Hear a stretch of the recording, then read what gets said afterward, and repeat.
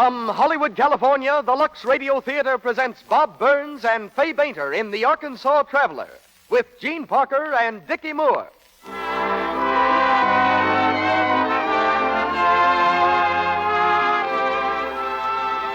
Lux presents Hollywood. It's the story of a wandering printer, the play we bring you tonight, of the small town into which he drifts, and the part he plays in its heartaches, its happiness, its romance.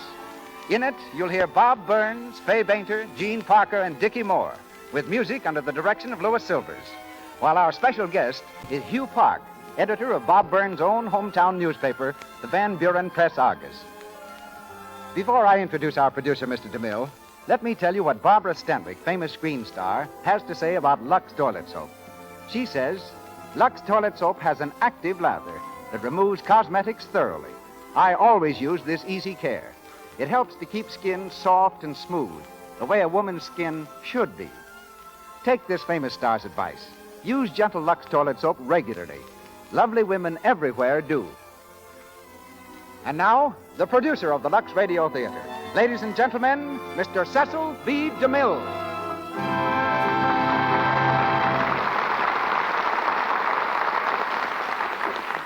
Greetings from Hollywood, ladies and gentlemen. The two greatest authorities in the world on the subject of relativity are Albert Einstein and Bob Burns. Bob may know nothing about mathematics, but he certainly knows his relatives. From Grandpa Snazzy to Cousin Boo, those fascinating folks from the Ozarks, whose amazing adventures have made Mr. Burns America's favorite reporter. Mr. Einstein relaxes from relativity on the violin, and Bob seeks escape by bellowing through a cast-iron bugle, whose bray has caused lovelorn mules to kick up their heels from Van Buren to Vancouver. As in his current picture, Bob tonight plays the title role in The Arkansas Traveler. When the World War came along, Bob lent his services to the Marines and his bazooka on one occasion to General Pershing. Then our footsore hero was in turn a longshoreman on the docks of New Orleans, a streetcar conductor and silver-polished salesman in Virginia, a waiter on a coastwise steamer, a cowhand on an Oklahoma range, an aspiring engineer in Salt Lake City, and a businessman in Little Rock. Now proudly exhibited by the moguls of movies and microphones, Bob Burns stars next for Paramount in I'm From Missouri, and for us tonight as Traveler. Playing the same roles that they filled with such distinction on the screen are Fay Bainter, Gene Parker, and Dickie Moore. Miss Bainter turns her superb abilities to the part of Mrs. Martha Allen. Gene Parker, her refreshing charm and beauty, to the girl called Judy. And Dickie Moore plays Benny. Now on to the Ozarks, as the Lux Radio Theater presents Bob Burns and Fay Bainter in The Arkansas Traveler, with Gene Parker and Dickie Moore.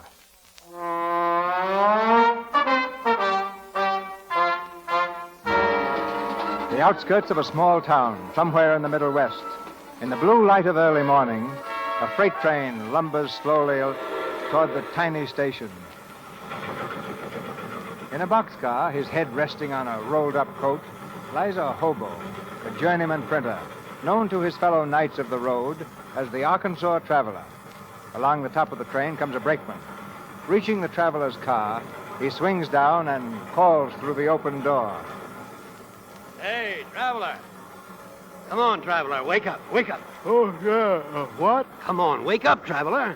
You'll be sleeping past your destination. Oh, thanks, Freddie. You boys sure give lots of service on this road. You want me to signal Joe to bring her to a stop?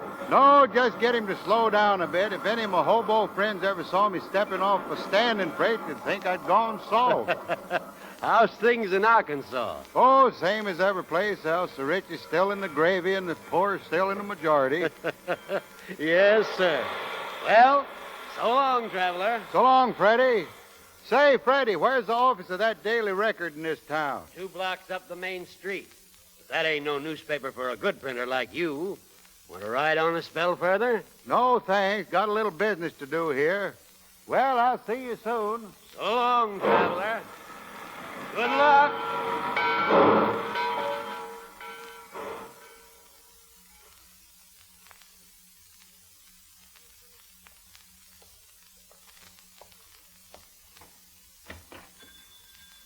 Morning, Sonny.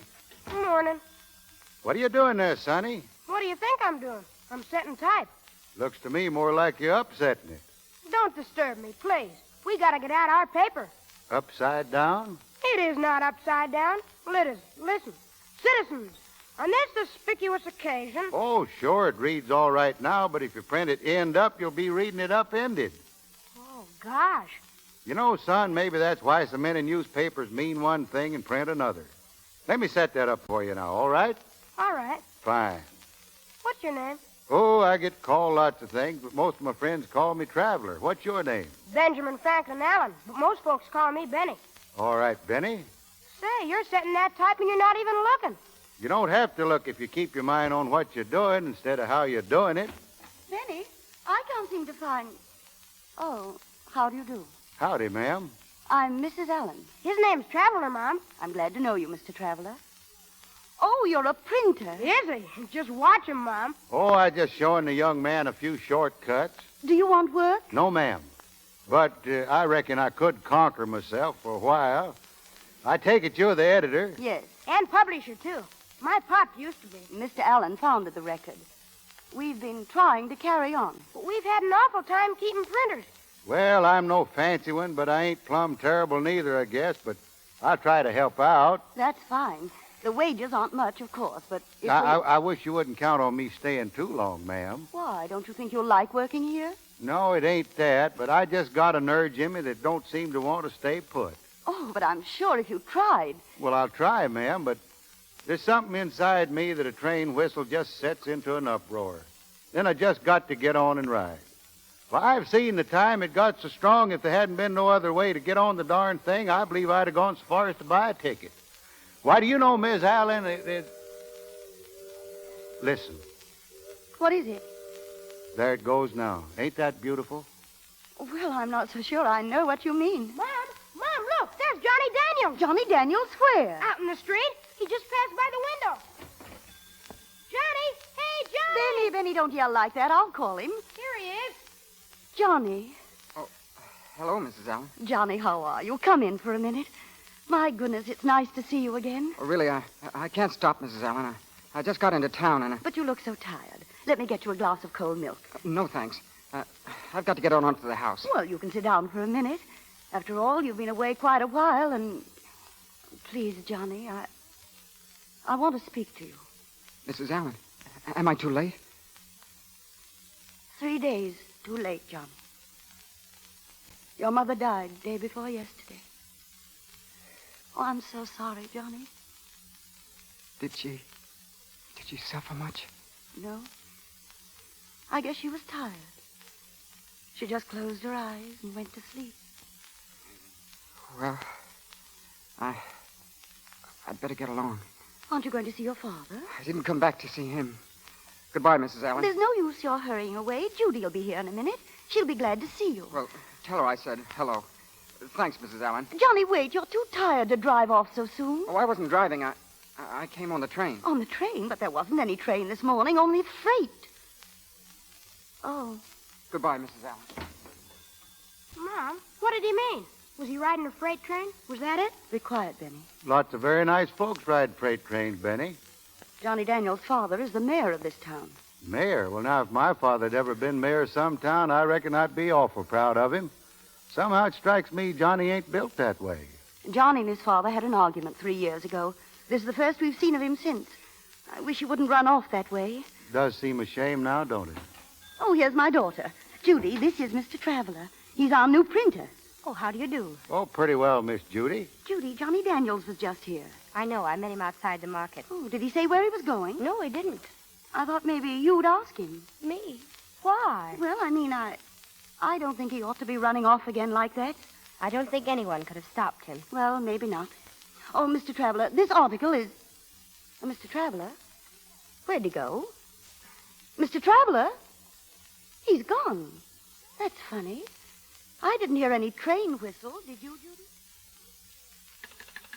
Hello, operator. Hello. I want to speak to the town jail, please. Hello, is this the constable? Well, I'll tell you, Constable, there's a young fella named Johnny Daniels on his way out of town right now. I got a feeling he ought to stay here. Yes, and I think you better go get him now. Why? Because he stole my watch, that's why. Thank you, Constable. I'll be down to see you a little later.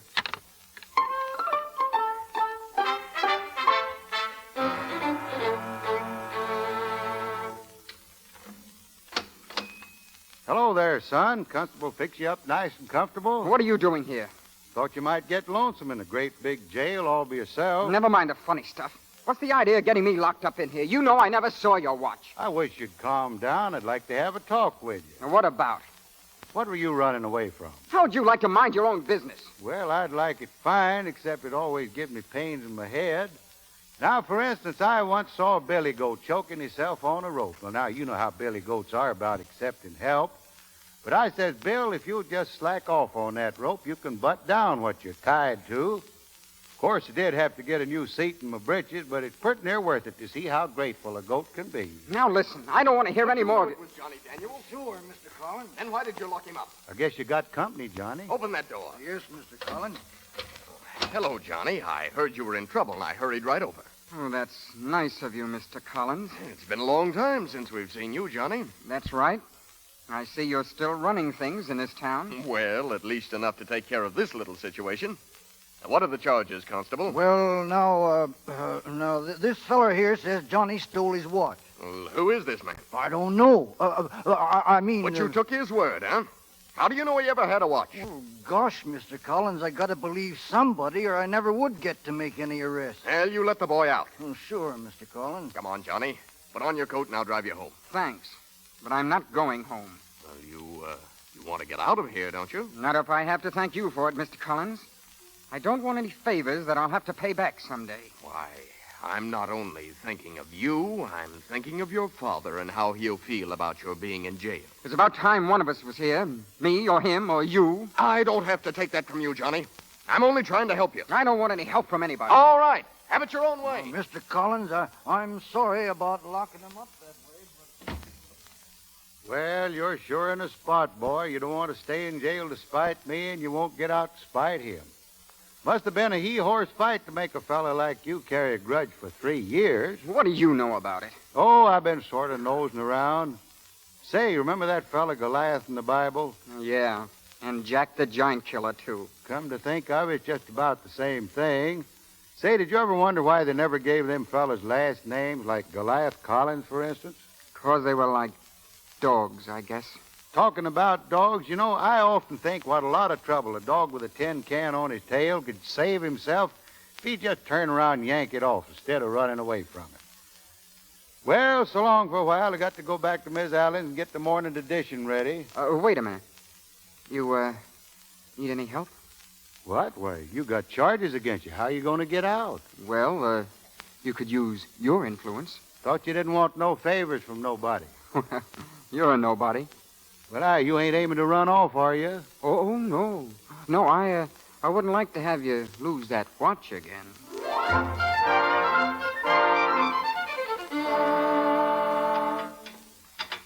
I wouldn't fool around with that linotype machine, Johnny. It takes an expert mechanic to fix that thing.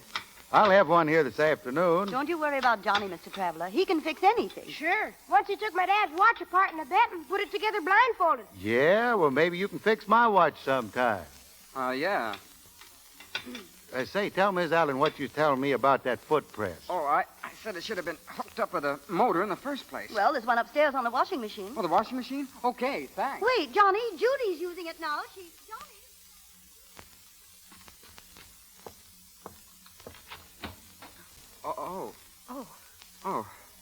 Morning, Judy. Why, good morning. I didn't know you were here. No? Well, I came back last night with Traveler. Oh. Do you want something? Well, it can wait. You're always so mysterious. I don't mean to be. 1 minute you're gone, the next minute you're back, and you don't say why. Well, I'm back this time because I changed my mind about going away. And you went away 3 years ago because you changed your mind about staying here. I had to go away then, Judy. Without telling anybody? I was afraid you wouldn't understand. But you could have told me. After all, Johnny, we grew up together. We were always friends. Even if we did have an awful lot of fights. Yes, we did have, didn't we? Listen, do you remember the time I made you a Prince Charming outfit for the school masquerade? And you let me wait? There I was all dressed up as Cinderella, and you never even showed up. Oh, well, that was on account of that nail. What nail? Nail on your front gate. Caught my costume. Maybe you can be a prince without any seat in your pants, but, well, I don't see how you could be very charming. So I went home. Well, it's nice. 10 years later to learn the reason. I was always thinking I'd never speak to you again. Say, what are you doing with that washing machine? Disconnecting the motor. That's what I came up for. Well, thanks. Wait a minute. Where are you going with that? I need it downstairs. Well, I need it here for my washing. But we've got to get out a batch of circulars. And I've got to get out a batch of washing. Oh, just like a woman, worrying about washing when we need the motor to run a business. Johnny Daniels, you haven't changed one little bit. You're just impossible as you always were. Well, whoever said I wanted to change? Goodbye. Goodbye.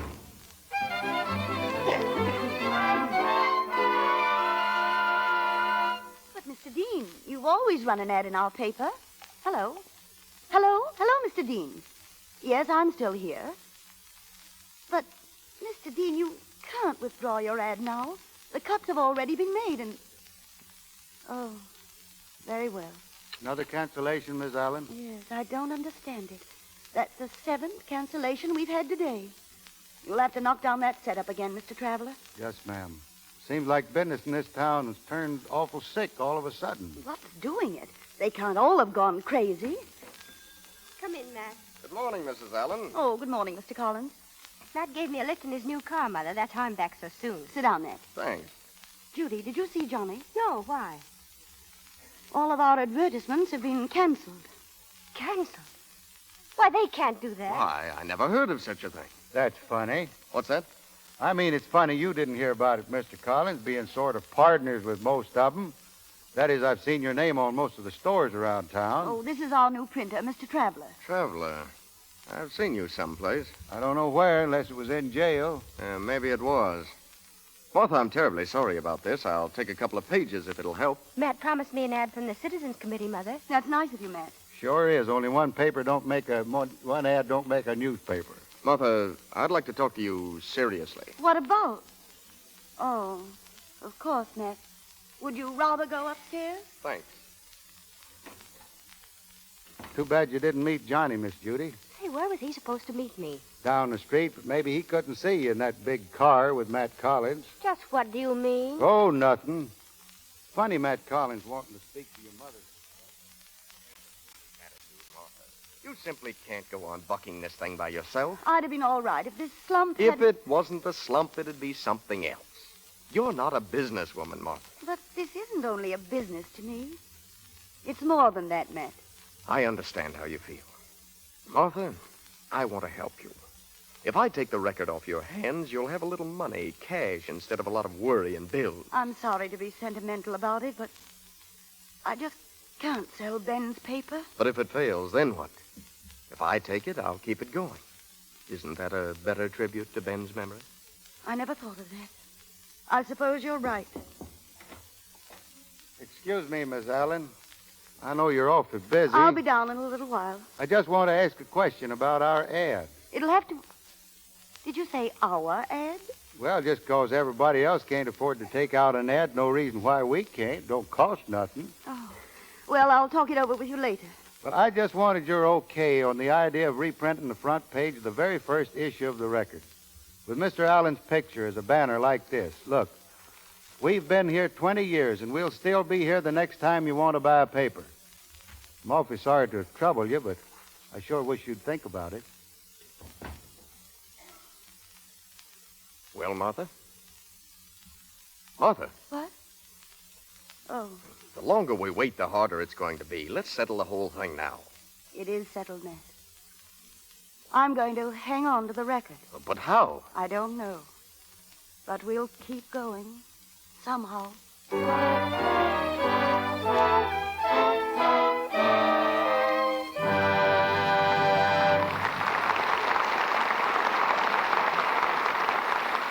In just a few moments, the curtain will rise on the second act of The Arkansas Traveler, starring Bob Burns and Fay Bainter, with Gene Parker and Dickie Moore. Meanwhile, during our short intermission, let's look in on Mr. Billings, manager of your corner grocery store. Mr. Billings is talking to his assistant. All right, hurry up, Joe, and finish that window, then help me unload this crate of canned stuff.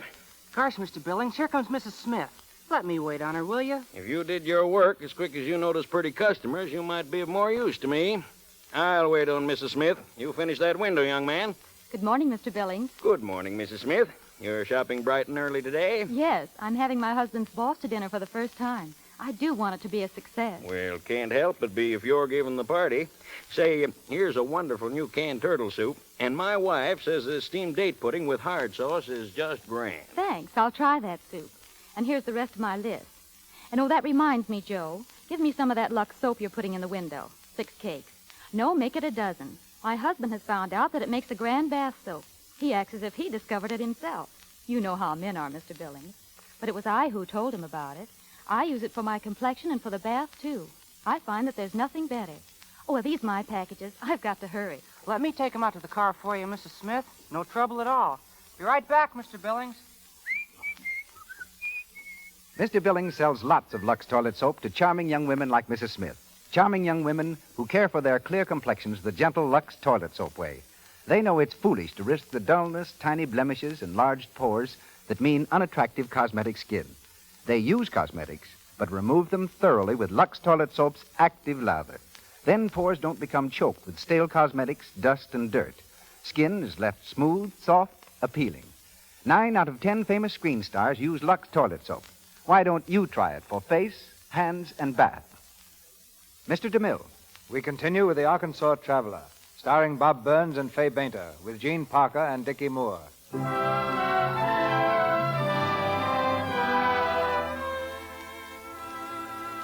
Several days have passed, and the name Martha Allen still stands on the masthead of the Daily Record. The traveler, who in his own quiet way is responsible for her decision, is trying desperately to make the newspaper pay.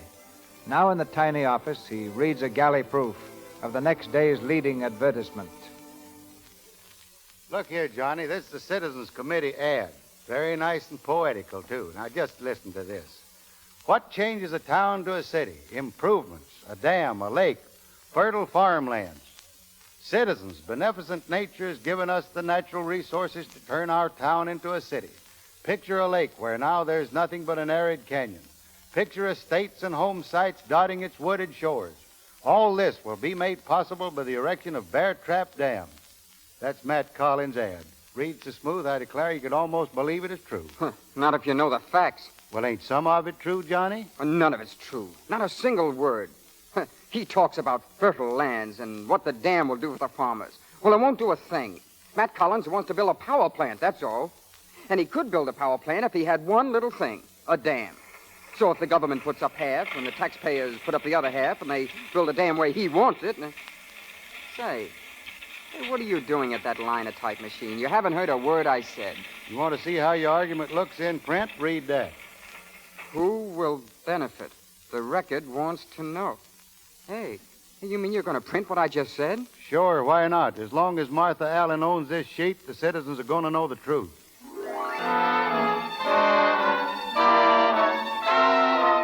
Look, Ed, the Record wants to know. Who will benefit? Bear Trap Dam is a trap for the taxpayer. What is wanted, irrigation or electricity? Johnny Daniels must have wrote that. Good for Johnny. Wonder if it's true. True or not, he'll sure get a hiding from his old man.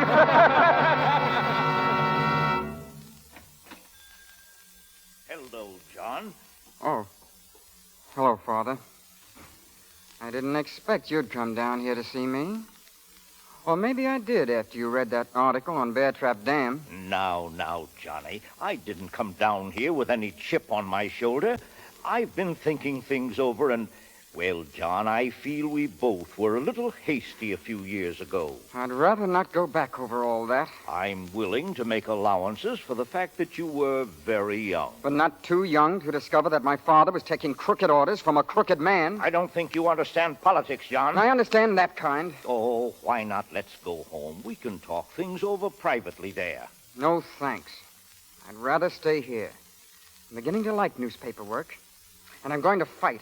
Against Matt Collins and against you. I guess there's still no use in trying to talk sense to you, John. But you won't get far around here with that attitude. Good night. Hey, Johnny, supper's ready. Okay, Benny. I'll be right there. Come on, Judy, hurry up. Men want their supper when they've been working hard all day. Ain't that right, Traveler? Of course, women don't do any work. Well, there's some do. And some who just ride around in big automobiles and talk. Now, Benny, Judy was getting ideas for the paper. From Matt Collins, fine ideas he's got about our paper. What do you want to buy it for, anyway? Only because he wants to help us. Matt doesn't need the record half as much as we need him. Ah, pussy willows. Matt Collins is really interested in this dam, ain't he? And you see, Benny, Mr. Collins would like to have a newspaper so he could educate the townspeople about it. Listen, if Matt Collins wanted a newspaper for any reason, he's got money enough to start one of his own. Now, that's what worries me. You see, I've been figuring You spend your time figuring out your own business instead of butting into other people's affairs. Judy, please. I don't care, Mother. It's about time someone told him off. Ever since he's been here, he's been poking around in our affairs. Nobody asked you for your opinion, Mr. Traveler. You came here to work for us as a printer. That's all you're supposed to do. If you don't like it, why don't you get out? There are plenty of freight trains running out of here every day. Judy! Hey, Mr. Traveler, I'm very sorry. Gee, she didn't mean it, Traveler.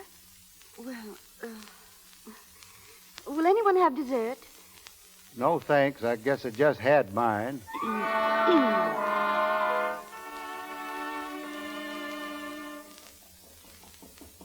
Judy? Judy, are you still awake? Judy! Come in. Judy, I want to speak to you. If you were mad about that editorial tonight, don't blame the Traveler. Well, why did he put it in the paper? So he'd take a dig at Matt Collins? No, because it's the truth. Your father would have printed it. Judy, you like Matt Collins, don't you? Well, yes, I do. Are you in love with him? I don't see why I couldn't be. He's a real man. There isn't anything he wouldn't give me. At least I could travel, see things, and be someone, and do something with my life. Instead of throwing it away like I did, staying here in a small town? Well, you didn't have to stay in a small town. You knew Father had ability. Should have made him get out of here and helped him to do big things. Maybe today we wouldn't be sitting around worrying how we're going to get by. I guess you're right, Judy. When I married your father, I had ambitions, too. I didn't want to stay here, cooped up in a little town. I knew your father had great ability, and I dreamed of seeing things, living in a big city and having people look at me and say, that's Ben Allen's wife. But your father saw things differently. He felt that his destiny lay here, among the people he knew and loved. He felt that if his voice was strong enough and true enough, it could be heard anywhere. Yes, I had a problem, too. But I stayed here and helped your father do what he wanted to do. Perhaps I was wrong. Perhaps you're right. Good night, Judy. Good night.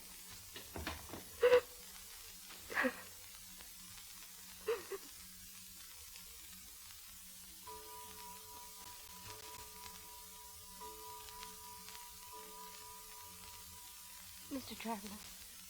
Oh, hello. You're up kind of early, ain't you, Miss Judy? What are you doing?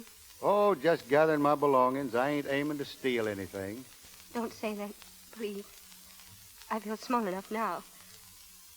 You see, I'm sorry for what I said, and I came down to apologize. Oh, you don't have to apologize to me, Miss Judy, but I guess you was right about my butting in.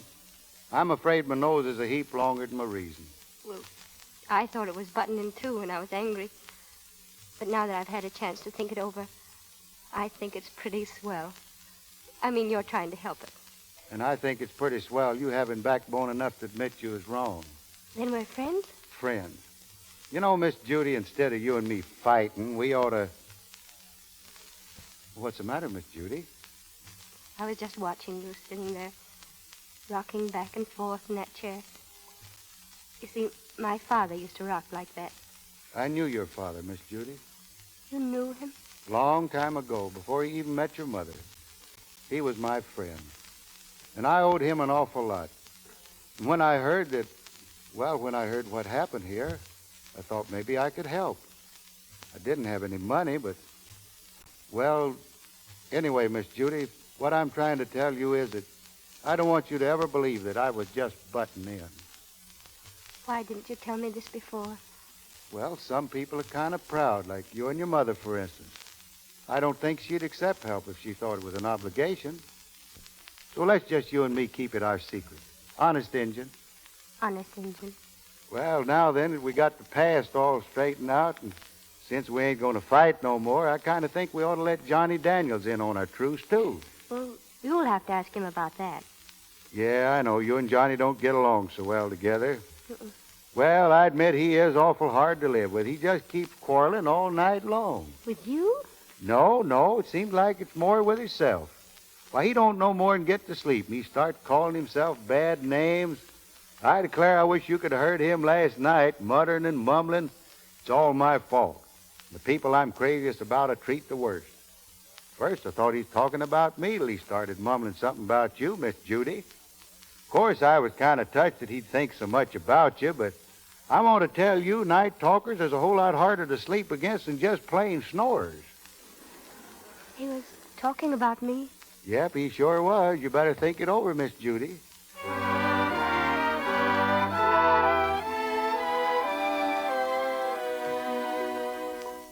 Gee, Traveler, where'd you find this thing? Oh, in your daddy's desk. What is it, Johnny? Oh, that's easy enough. It's a complete blueprint plan for a radio station. A radio station? Gee, what's that thing there? Well, that's the beam tetrode crystal oscillator. Keeps the station in its channel. Well, what are those little bottles? Oh, they're the rectifiers. That sure is a lot of high-sounding equipment. I always thought radio was simple, like turning on a spigot. One little twist and out pours an announcer. Say, did you ever build one of those radio stations, Johnny? Yeah, a couple. Benny, it's bedtime, son. Ah, gee, Mom. Why, Mr. Traveler. Where did you find that blueprint? In Mr. Allen's desk. I hope you don't mind. No. But it certainly brings back memories. That radio station was one of Ben's fondest dreams. He always said, a newspaper is the eyes of the world and the radio its voice. He was trying to have the station financed when he was taken sick. I'll answer it, Mother. Evening, Miss Judy. Why, Constable, come in. Evening, Constable. You ain't come about my watch again. No, I got to speak to Mrs. Allen. You know, Martha, I'd rather slide down a razor blade than have to tell you this, but, well, tomorrow I got to take out your presses. Take out the presses? Yeah, it seems like you owe the bank for some print paper and a lot of other things, and, well, I just thought you ought to know they've clamped down on you. They've clamped down? You mean Matt Collins? Listen, every time anything goes wrong, you blame Matt Collins. It isn't Matt. It's the bank. And Matt Collins is the bank, and the city hall, and the whole darn town. And our friend. That's what you think. Now, wait a minute. Arguing ain't going to do any good. Maybe a lot of this is my fault. I think I ought to get up and see Matt Collins. I think that's the most sensible thing I've heard around here in weeks. Well, you better leave your hat and coat here when you go to see him, or you'll sure come back without him. Good night, Mrs. Allen. Well, I'm mighty sorry I had to upset you so, Martha. But, well, good night. Good night. You know, Miss Allen, I don't want you to think I was snooping in Mr. Allen's desk. I know you weren't, Traveler. No, ma'am, I wasn't snooping. I was just downright ferreting. What? I don't understand. Well, I've been thinking about one time I set 17 gopher traps. I gathered up 16 of them, and I forgot all about the other one till got to smelling something kind of strong around the place. Then I followed my nose. What in the world are you talking about? That blueprint. I stuck it up on the wall there, just hoping it might jog your memory, and it did. But what has the blueprint to do with all this? Maybe nothing, maybe plenty. Personally, I think it's plenty. Now, how far did Mr. Allen get with his radio scheme? He had everything about ready to start. You mean equipment and all? No, he didn't get that far. He was trying to get Matt Collins to lend him the money when... And Mr. Collins ain't never mentioned that radio station since then, has he? No, and so many things have happened, I forgot all about it. Which was just what Mr. Collins wanted you to do. If he didn't, he'd have reminded you about it a long time ago. But listen, don't you think you're laying bricks without mortar? No, Miss Judy. You know, you gave the nail a pretty good lick when you asked why Matt Collins wanted the record when he could start a paper of his own if he'd a mind to. But he wouldn't have the newspaper wire service. We had the franchise for that. And you got a franchise for a radio station, too. Here's the government license. Oh, but that's expired, hasn't it? It ain't expired yet, Mrs. Allen, and that's our gopher trap. Now, the record could have helped a heap in this coming election, but the record with a radio station, why, that's the eyes and ears Mr. Allen always talked about. But the election is only a week from Friday. And if you suspend publication, the radio franchise goes back to the government. That's when Mr. Collins puts in his little application. Now, when you wouldn't sell him the record, he started pushing it into its grave inch by inch. And the last shove he gave it was when he got all the merchants to take their ads out of the anniversary number. Oh, it all makes sense, but it's hard to believe. People don't do such things. Well, I'd hate to be the one to spoil your faith in human nature, but just like you say, it all makes sense. What on earth are we going to do? We can't build a radio station in a week. We haven't any equipment. Yep, it sure looks bad, Miss Judy. Traveler, you were going up to see Matt Collins tomorrow. Suppose you put it right up to him, the way you gave it to us. What would happen? Well, ma'am, I don't know, but when a man's caught coming out of a chicken house all covered with feathers and a hen under his coat, he usually pleads guilty.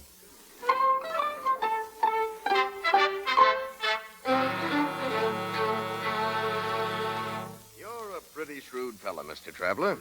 I'll admit I wanted that franchise. But knowing my plans doesn't make your position any better, does it? No, it don't. Well, Mr. Collins, I guess I'll say goodbye. I reckon it won't be troubling you no longer. You mean you're leaving the record? That's right, Mr. Collins. Even a rat got sense enough to leave a sinking ship. And these days, a fella like me's got to look out for himself. You're planning to leave town? Well, not exactly, but I've been thinking I might leave if I could go in business for myself. Not around here. Well, no.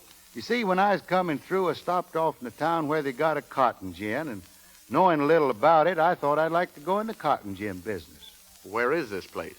Oh, about 200 miles down the road, but what I had in mind, Mr. Collins, was if I could get a motor and a small generator or something like that, and, well, I know you got a lot of machinery laying around you ain't using, and I thought maybe you could stake me. Yes, and what do I get out of all this? Well, first, you get rid of me. I got what I guess you'd call a nuisance value. I'll admit things might have been smoother for some people if you hadn't stopped off here. And they'll be a heap smoother if I move along. All right, Traveler. We've made a deal. I'll see that you get that motor and generator. You know, sometimes I envy you your long trips. Thank you, Mr. Collins. And, Mr. Collins, I wish you'd sort of say goodbye to the Allens for me. I just haven't got the gumption to do it myself. Sure, I'll be glad to. I'll take care of everything. Goodbye and good luck. So long, Mr. Collins, and good luck to you, too.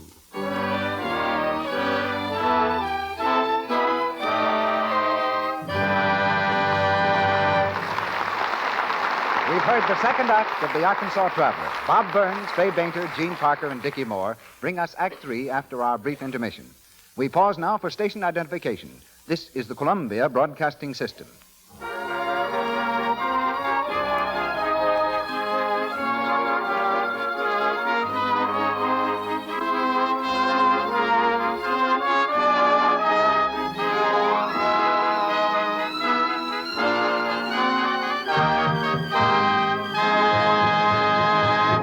Before Mr. DeMille introduces our guest of the evening, may I say just one word about our product.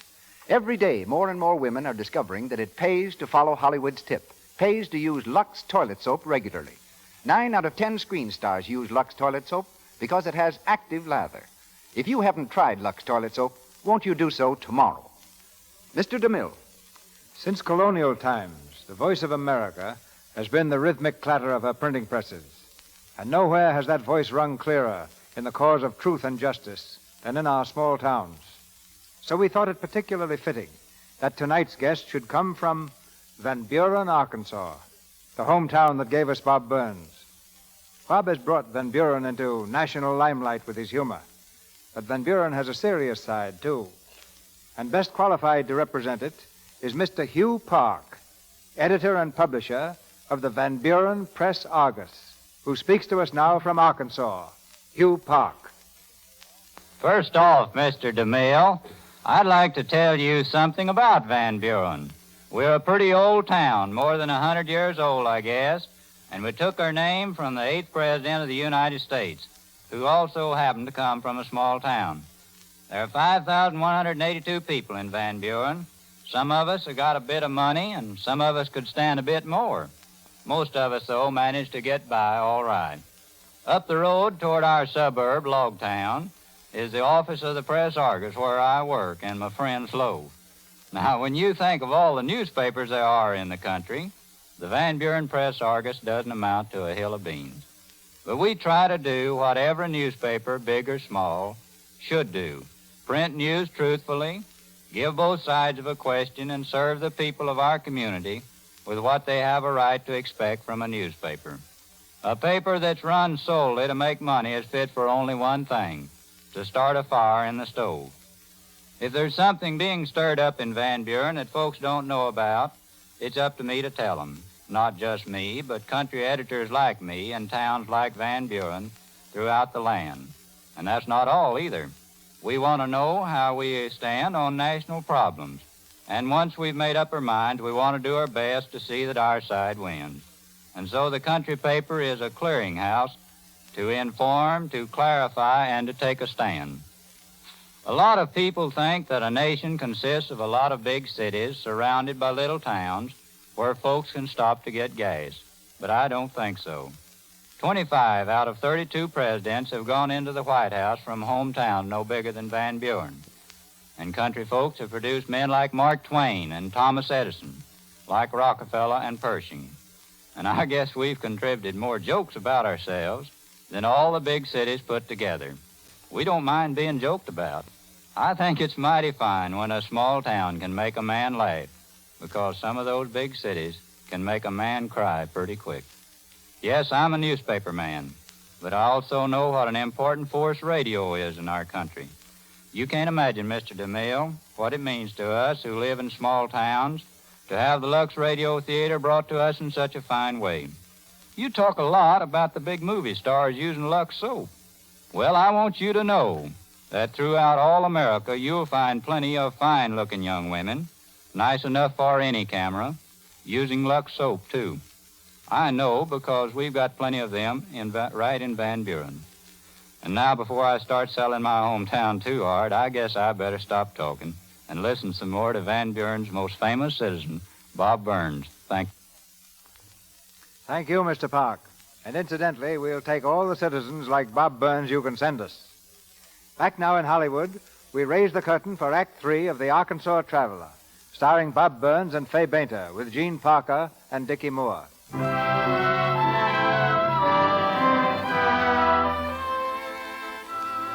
Almost a week has passed since the traveler disappeared so mysteriously.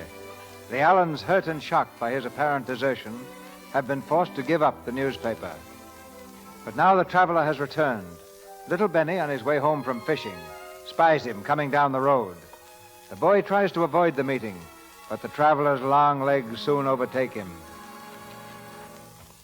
Hey, Benny! Benny, wait! Oh, hello, Benny. My, I'm sure glad to see you. I've been gone most a week now, and I was getting awful lonesome. How are things at home? What's the matter? Cat got your tongue? Oh, you know, Benny, it's no use being mad at me because it didn't say goodbye. Ain't no use saying goodbye when you know you're coming right back quick, is there? Of course, I don't have to tell you all this. I know you understand because you're my friend. Oh, come on, Benny. You can't go on not talking this way. I'd sure like to feel you ain't mad at me. Hey, Benny, where you going? Hey, Benny!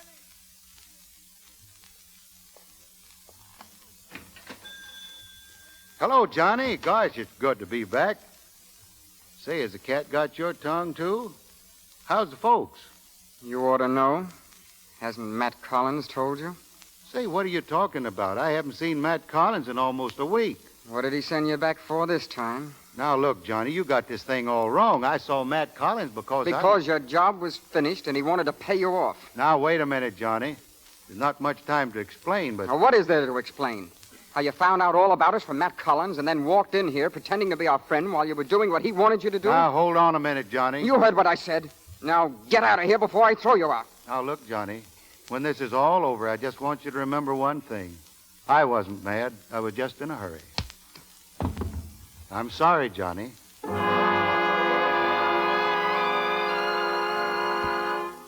So you see, Johnny, I just had to do it. Oh, you shouldn't have hit me with your fist. You should have used a brick. Oh, I think all of us deserve... We deserve a good kick in the pants. We didn't understand, Mr. Traveler. Now, let me get this straight. You say you have a generator? And wires and a motor and almost everything. Enough to build a radio station, and right quick, too, before that franchise expires. Well, what are we going to do for help? We can't build it alone. We've got to have men, lots of men. I'll help. Well, where are we going to get them? You know, Matt Collins controls every mechanic and laborer in this town. I've been thinking of that, too. Yeah, but well, what are we going to do about it? Hello. Give me the telegraph office, will you, sister? Down at the railroad station, yeah. What's that for? I think I can scare up a friend or two to kind of help out. Oh, hello, Joe. This is the traveler, Joe. Say, I want you to send a message for me, will you? Send it to all the engineers and brakemen on the line. Just say, tell all the hobos you meet the traveler needs help. Come tonight on number 9.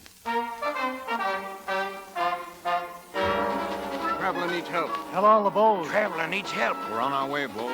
Gonna build a station. A railroad station? No, a radio station. Tell all the boys. Get 'em all. Get 'em all. Every hobo on the line. The traveler needs us, boys. Come on. He needs help. Come on, boys.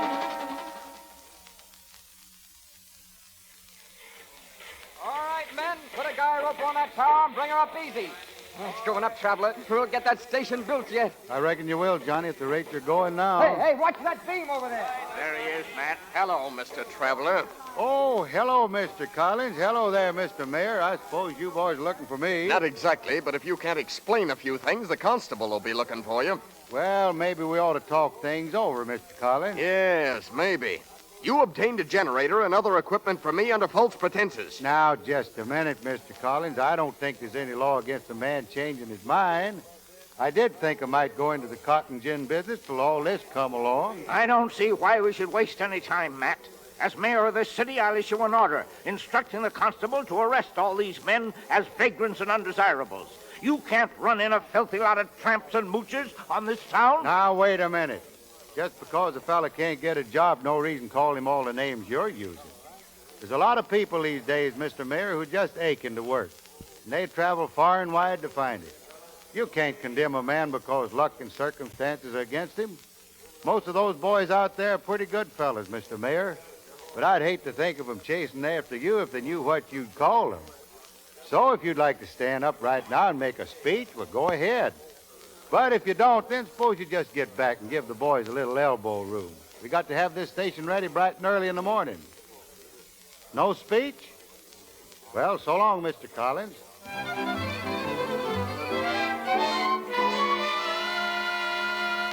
I hate to rush you, Johnny, but we ain't got much time. How's it coming? Oh, I don't know. It should work.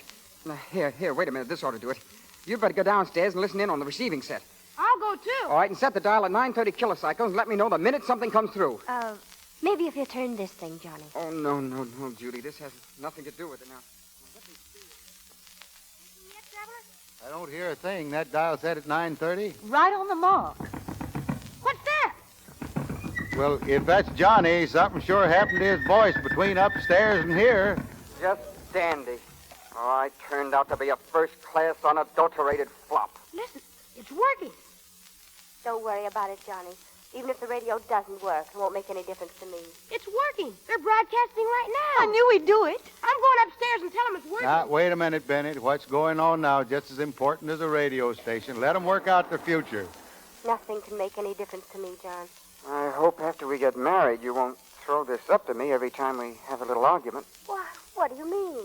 Well, you'll probably tell me what a dud I am, not getting the radio station to work. Why, Johnny Daniels, I don't think you're a bit fair. You don't give me credit for any sense at all. Oh, I give you credit for falling in love with me. I'm commencing to wonder if I made a mistake.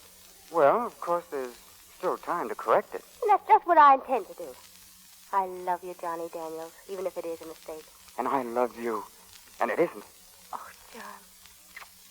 Well, I guess it's settled now. We can tell them now, I guess. Johnny, it's working. Oh, what? It's working, and should your faces be red. Woo! You mean to tell me that all the people who are listening in heard everything we said? Why, sure. I don't care, do you? No! I could shout it from the housetops. Well, you shouted it over the air, and in my opinion, it's the swellest way I know of to start off a radio station. Now, Johnny, you get in there again and just kind of tell these folks how you feel about things. Of course, I wouldn't go calling no names or nothing, but you just might slip in a mention of a polecat without calling him Matt Collins.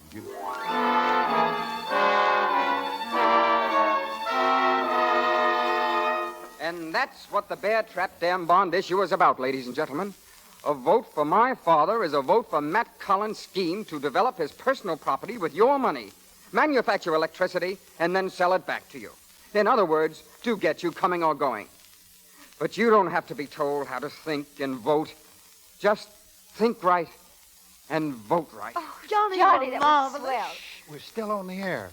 Folks, after Johnny's speech, there ain't much left to say except he forgot a very important point. Homer Daniels is the only one running for mayor. If you don't vote for him, you'll be without a mayor, and if you do vote for him, you'll still be without one. Of course, that won't be so good. Personally, I think you ought to have somebody you've known a long time. Somebody you can trust and who'll be for you instead of for Matt Collins. So what's the matter with electing Johnny? Oh, no, listen. He's honest and he loves this town, and as you heard over the radio, he's going to get married and settle down and, I suppose, raise things like you folks do. And so how about scratching out the name of Homer and writing in the name Johnny? Just put a cross in the usual place, and you'll be getting yourself a Daniels, but a whole lot better one than you ever had before. Johnny Daniels. That's my vote. Fine boy. Elect Johnny Daniels. Daniels for mayor. But don't forget, Johnny.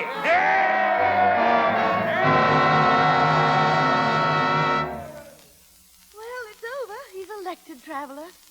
The new mayor. You must be all wore out, Miss Allen. Why don't you lie down and rest? I'm not tired. I just want to relax for a moment. Then I guess you'd rather be alone. Please don't go. I've got a lot of things to say to you, Traveler. Well, if you want to thank me, Miss Allen, you don't have to do that. I know how you feel. I'm afraid you don't. I don't believe you realize what you've done for us. You'll never know what you've done for me. Oh, well, now, Miss Allen, Well, sometimes I wonder what might have happened if you hadn't come along. I was foolish enough to believe I could carry on alone. But running a newspaper is a man-sized job, and trying to make a home for the children is just about all I can do. Well, you won't have to worry about Judy, Miss Allen. Johnny's a fine boy. Yes, I know that, Traveler. But Benny's at the age when he needs a man's guidance, and you can give him that. He adores you. You've been like a father to him, and to Judy. It's been more like a family with you here, and... Well, I'd like you to stay on, Traveler. Well, Miss Allen, that's awful nice of you to say all those things, but... But what? Well, can I give you the answer in the morning? Yes, Traveler, if you're here in the morning. Well, I'm awfully sorry, Miss Allen. Good night, ma'am. Goodbye, Traveler. Mom! Hey, Mom! Johnny's making another speech. Hey, where's the Traveler? He's gone, Benny. Gone? You mean gone for good? Yes, for good. Oh, gee. No. Traveler! Traveler! Traveler! Wait for me! Gosh, Traveler, you can't leave this way. What are we going to do without you? What's the matter? Cat got your tongue? Oh, I don't want you to go, Traveler. Please come back. All right, if you won't stay, then I'm going with you. Look, Benny, you don't want to be like me. I'm just a rolling stone. There's no fun not being able to stay put. Always wanting to be on the move, first one place and then another. Well, if it's good enough for you, it's good enough for me. Oh, no, it ain't, Benny. You belong here. Little fellas like you, when they grow up, is what makes small towns big. Well, you might even get to be mayor someday, just like Johnny. I don't want to be mayor. Well, then you might get to be president. Abe Lincoln did it. Well, go on now. Johnny, remember what I told you now. Take care of your mom and be a good boy. Hey, stop there. Stay right where you are. Why? What's the matter, Constable? You come along with me, Traveler. You're going right back to town. And if you ever try to leave again, I'll put you right in the jug. What? What's the big idea? You're staying with us a long time, Mr. Traveler. You see, Johnny Daniels says you stole his watch.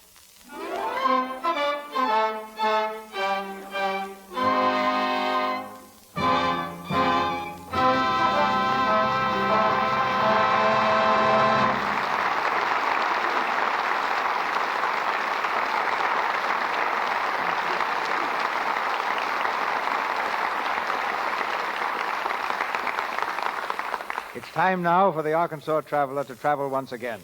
This time back to our microphone. And with him, Fay Bainter, Gene Parker, and...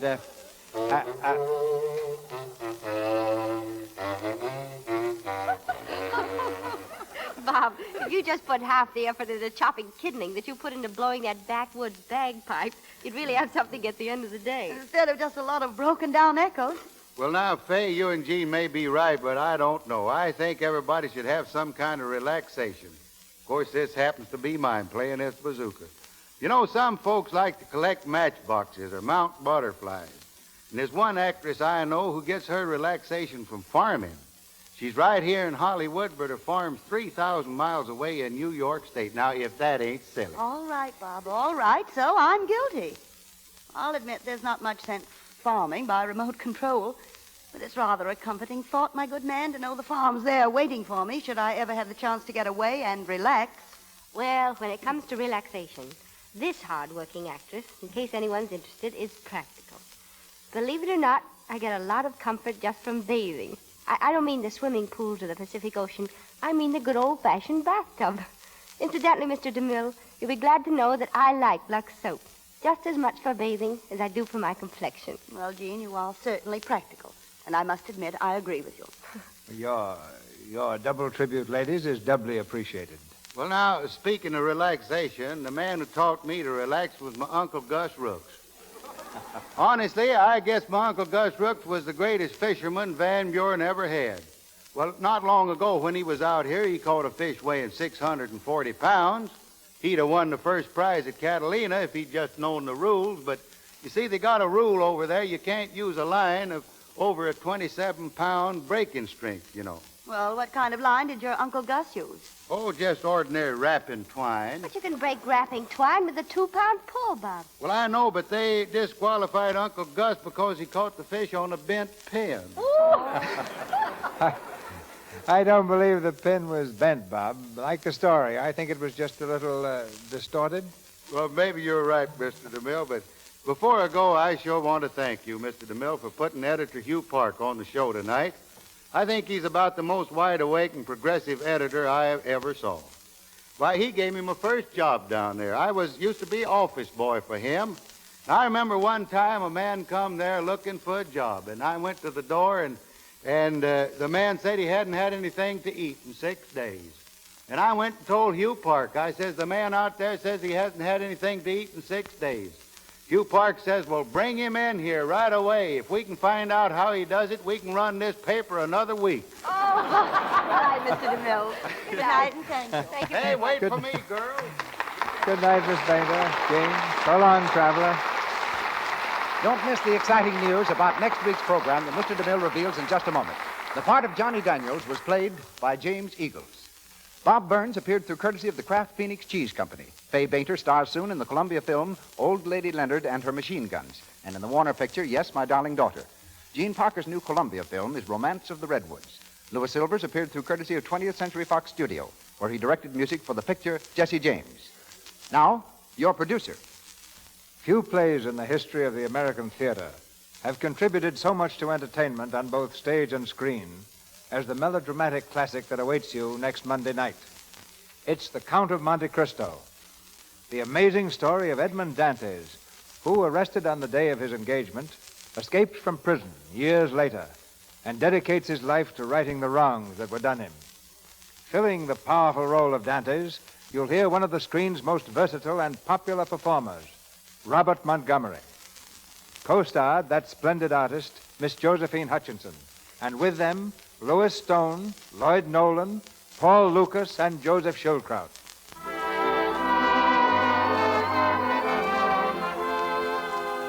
Our sponsors, the makers of Lux Toilet Soap, join me in inviting you to be with us again next Monday night when the Lux Radio Theater presents Robert Montgomery and Josephine Hutchinson in The Count of Monte Cristo with Louis Stone, Lloyd Nolan, Paul Lucas, and Joseph Schildkraut. This is Cecil B. DeMille saying good night to you from Hollywood. Also heard in the Arkansas Traveler were Frank Nelson as Matt, Eddie Waller as Constable, Earl Ross as Trainman, and Harry Humphrey as Homer Daniels. Your announcer has been Melville Ruick. This is the Columbia Broadcasting System.